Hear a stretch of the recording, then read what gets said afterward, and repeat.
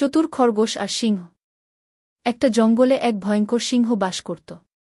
প্রতিদিন সে জঙ্গলের এক একটা প্রাণী ধরে খেত। সব প্রাণী ভয় পেত, কিন্তু কিছুই করতে পারছিল না। একদিন সব প্রাণী মিলে ঠিক করল, প্রতিদিন একজন প্রাণী নিজে থেকে সিংহের কাছে যাবে, তাহলে সিংহকে শিকার করতে হবে না। এতে অন্য প্রাণীরা বেঁচে যাবে। সিংহ রাজি হল। একদিন খরগোশের পালা এল। কিন্তু খরগোশ ছিল খুব বুদ্ধিমান। সে ইচ্ছে করে দেরি করে গেল। সিংহ রেগে জিজ্ঞেস করল, এত দেরি করলে কেন? খরগোশ চালাকি করে বলল, মহারাজ, পথে আসতে আসতে আরেকটা সিংহ আমাকে ধরেছিল। সে বলল, এই জঙ্গলের আসল রাজা সে গিউ। এ কথা শুনে সিংহ খুব রেগে গেল। খরগোশ তাকে একটা কুয়োর কাছে নিয়ে গিয়ে দেখাল।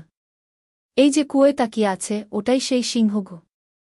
সিংহ কুয়োর জলে নিজের ছায়া দেখে ভীষণ রেগে উঠল আর লাফিয়ে পড়ল কুয়োর ভেতর। সেখানেই তার শেষ হল।